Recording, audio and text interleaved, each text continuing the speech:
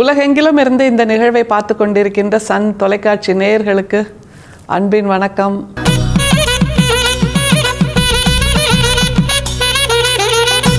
வள்ளல் பிரானுடைய பிண்ட உற்பத்தி விளக்கம் அப்படிங்கிற உரைநடை பகுதி இருக்குங்க. படிக்க படிக்க ஒரு மெடிக்கல் புக்கை படிக்கிற மாதிரி இருக்கும். மெடிக்கல் ஸ்டூடெண்ட்ஸ் எல்லாம் படிப்பாங்கள்ல, அனாட்டமியை பற்றி, நம்முடைய உடலியல் கூறு, அதை படிக்கிற மாதிரியே இருக்குது.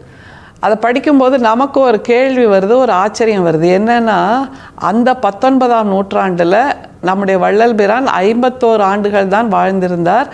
எப்படியெல்லாம் வாழ்ந்திருந்தார் முற்ற முழுக்க அப்படிங்கிற கதை எல்லாருக்குமே தெரியும். அவருடைய புராணம், அவருடைய வரலாறு எல்லாமே தெரியும். அந்த மாதிரி வாழ்ந்த நேரத்தில் எப்படி அவருக்கு இப்படியான சித்தி கிடைத்திருக்கிறது, ஞானம் கிடைத்திருக்கிறது, நம்முடைய உடலுக்குள் இருக்கக்கூடிய அந்த அவயங்கள், அந்த உறுப்புகள், இதை பற்றியெல்லாம் எங்கே போய் படித்து தெரிஞ்சுக்கிட்டாரு?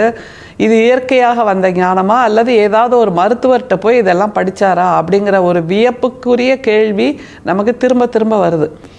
அதுலேயும் அவர் முடிச்சிடுறதில்லை. எந்த கட்டுரை எழுதினாலும், எந்த பக்கத்தை எடுத்தாலும் அப்படியே தொடர்ந்து போய்கிட்டே இருக்குது. பக்கமாக போயிட்டே இருக்குது. இப்படியாக எழுதக்கூடிய ஞானத்தை அவர் எப்படி பெற்றாருங்கிற வியப்பை தான் இன்றைக்கி நம்ம பார்க்க போகிற இந்த பத்தியம் கொடுக்குது.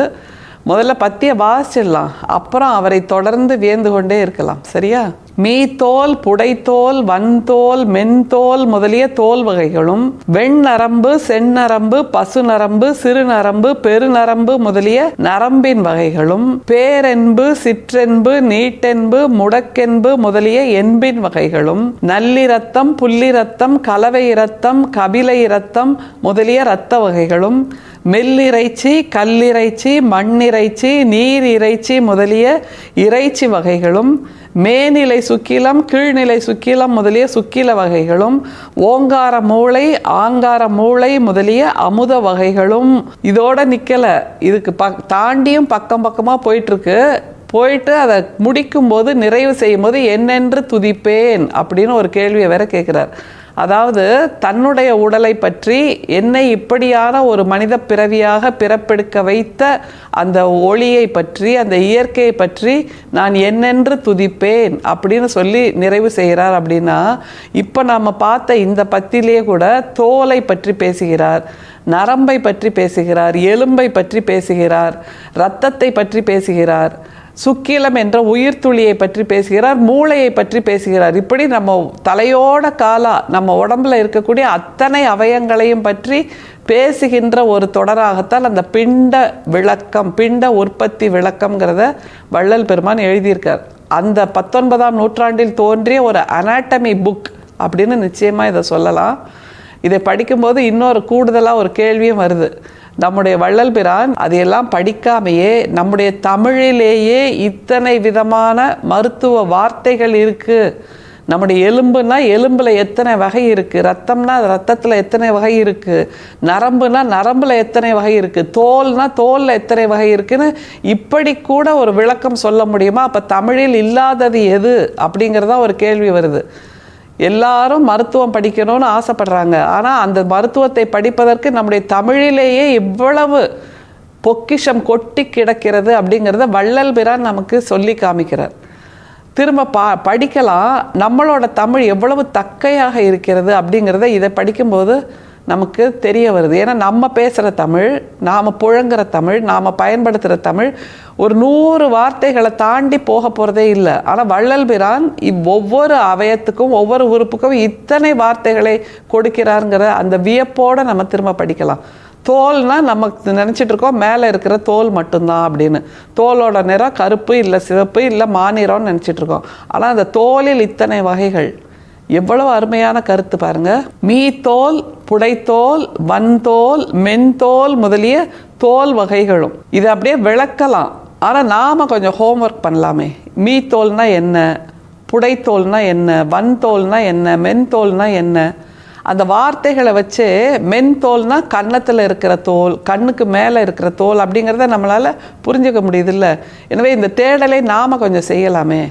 மீத்தோல் அப்படிங்கிறது எங்கே இருக்குது, உடம்போட பகுதியில் எந்த இடத்துல இருக்குது, வன்தோல் எங்கே இருக்குது, மென்தோல் எங்கே இருக்குது, இதெல்லாம் தேடி பார்த்தோன்னு வைங்களேன், ரொம்ப சுவாரஸ்யமான ஒரு பயணமாக அந்த பயணம் இருக்கிறது. தோல்லையே இத்தனை வகை இருக்காங்கிறதே வள்ளல் பெருமான் சொன்னா பிறந்தால நமக்கு தெரிய வருது. நமக்கு தெரிஞ்சது கை மேலே இருக்கிற தோல், முகத்தில் இருக்கிற தோல், இப்படியாக நம்ம சொல்லிட்டு நகர்ந்து போயிடுறோம். தோண்டி தோண்டி தோண்டி துருவி துருவி துருவி தேடி தேடி தேடி நம்முடைய ஞானத்தை அதிகப்படுத்தி கொள்கின்ற பயணத்தில் நாம் எப்போதுமே ஈடுபடுவதில்லை. ஆனால் அப்படி ஈடுபட்டால் எவ்வளவு சுவாரஸ்யமான விஷயங்கள் வந்து சேருது பாருங்க. வள்ளல் பிரான் தோல்லையே 4 வகையான தோலை சொல்றார். அடுத்தது நரம்புன்னு ஆரம்பிக்கிறார் பாருங்க. வெண்ணரம்பு, செந்நரம்பு, பசு நரம்பு, சிறு நரம்பு, பெருநரம்பு முதலிய நரம்பின் வகைகளும். இவ்வளோ இருக்கா நம்ம உடம்புல அப்படிங்கிறதே வியப்பா இருக்குல்ல. பொதுவாக பசு நரம்புங்கிறது நமக்கு தெரியும், பச்சை கலரில் இருக்கும். அது பொதுவாக ஊசி போடும்போது ட்ரிப்ஸ் ஏற்றும் போதெல்லாம் அந்த நரம்பை காணோம், வெயினை காணோன்னு தேடுவாங்க. அப்போ அந்த இடத்துல கொஞ்சம் பச்சை நிறத்தில் பசுமையாக இருக்கக்கூடிய ஒரு நரம்பு தான் பசு நரம்பு. ஆனால் வெண்ணரம்புன்னு ஒன்று சொல்கிறாரு. எவ்வளோ ஆச்சரியமாக இருக்குது பாருங்கள். எங்கே இருந்து இந்த ஞானம் நம்முடைய வள்ளல் பிரானுக்கு கிடைத்தது, எங்கே இருந்து தேடி பெற்றார், அதை எப்படி தனக்குள் பொத்தி வைத்து கொண்டார், பொதிந்து வைத்து கொண்டார், அதை எப்படி மீட்டெடுத்து திரும்பவும் ஒரு படைப்பிலக்கியமாக நமக்கு கொடுத்திருக்கிறார். சித்தர்கள் எல்லோருமே இப்படித்தான். சித்தம் தெளிந்தவன் சித்தன் என்று சொல்லுவோம் இல்லையா? அப்படி சித்தம் தெளிந்தது என்றால் நிறைவானது, முழுமையானது, பொங்கி ததும்புவது என்று அர்த்தம். அப்படியான சித்தராக நம்முடைய வள்ளல் பிரான் இருந்திருக்கிறார், இப்போதும் இருக்கிறார், எப்போதும் இருப்பார் என்பதற்கான உரைநடை பற்றி தான் இது. நரம்புலையே 4 வகை சொல்கிறார், தோலில் 4 வகை சொல்கிறார். ஆச்சரியமாக இருக்குல்ல. வெண்ணரம்பு, செந்நரம்பு, பசு நரம்பு, சிறு நரம்பு, பெருநரம்பு முதலிய நரம்பின் வகைகளும் 5 வகை சொல்கிறார். உண்மையிலேயே அப்படியாக 5 வகை நரம்புகள் நமக்குள் இருக்கா அப்படிங்கிறதா நமக்கான ஒரு கேள்வி. அடுத்தது எலும்புக்கு வர்றார் பாருங்க. பேரென்பு, சிற்றென்பு, நீட்டென்பு, முடக்கென்பு முதலிய என்பின் வகைகளும். என்புன்னு தானே சொல்றாரு. அப்படின்னா என்பு என்பது தான் தூய தமிழ் வார்த்தை, செந்தமிழ் வார்த்தை, செம்மொழி வார்த்தை.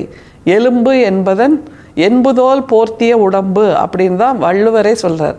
அதனால் இந்த என்பு என்பது தான் நம்முடைய தமிழ் வார்த்தை எலும்பு என்பதற்கானது. அடுத்தது ரத்தத்துக்கு வர்றார் பாருங்க. நல்லி ரத்தம், புள்ளி ரத்தம், கலவை இரத்தம், கபிலை இரத்தம் முதலிய ரத்த வகைகள். ரத்தத்திலேயே இவ்வளோ இருக்கா, எனக்கு ரத்தம் சூடாகுதுங்க அப்படின்னு சொல்லுவோம்ல. ஏன்னா சூடு, சொரணை, உணர்ச்சிகள், ரௌத்திரம், கோபம் இதெல்லாம் நாம் எதோடு பொருத்தி பார்க்கிறோம் என்றால் ரத்தத்தோடு பொருத்தி பார்க்கிறோம். எனக்கு நரம்பு சூடாகுதுங்க, எலும்பு சூடாகுதுங்கன்னு சொல்கிறது இல்லை, நரம்பு புடைக்கன்னு சொல்லுவோம். ஆனால் ரத்தம் கொதிக்கிறது என்போம், ரத்தம் சூடாகிறது என்போம். அப்படியாக ரத்தத்தின் 4 வகைகளை சொல்றார். அடுத்தது மெல்லிறைச்சி, கல்லிறைச்சி, மண்ணிறைச்சி, நீரிறைச்சி முதலிய இறைச்சி வகைகள். நம்ம சதையிலேயே இத்தனை வகை இருக்கா அப்படிங்கிற அந்த ஒரு ஆச்சரியம் இருக்கு. அடுத்தது உயிர் துளியையும் மூளையையும் பற்றி பேசுறார் பாருங்க. மேல்நிலை சுக்கிலம், கீழ்நிலை சுக்கிலம் முதலிய சுக்கில வகைகளும், ஓங்கார மூளை, ஆங்கார மூளை முதலிய அமுத வகைகளும். நம்முடைய உடம்பின் அமுதம் எங்கே இருக்கு அப்படின்னா மூளையில இருக்கு.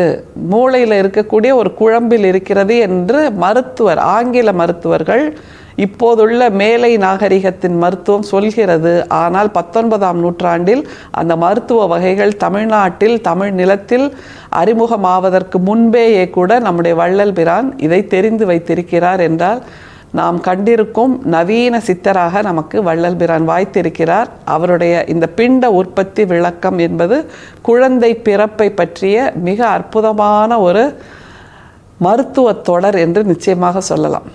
இலக்கியத்தோடு சேர்ந்த மருத்துவ தொடர். அதை வாசிப்பது நமக்கான பேறு என்பதை உணர வேண்டும். அருட்பெரும் சோதி, அருட்பெரும் சோதி, தனிப்பெரும் கருணை, அருட்பெரும் சோதி. மீண்டும் சந்திப்போம். நன்றி, வணக்கம்.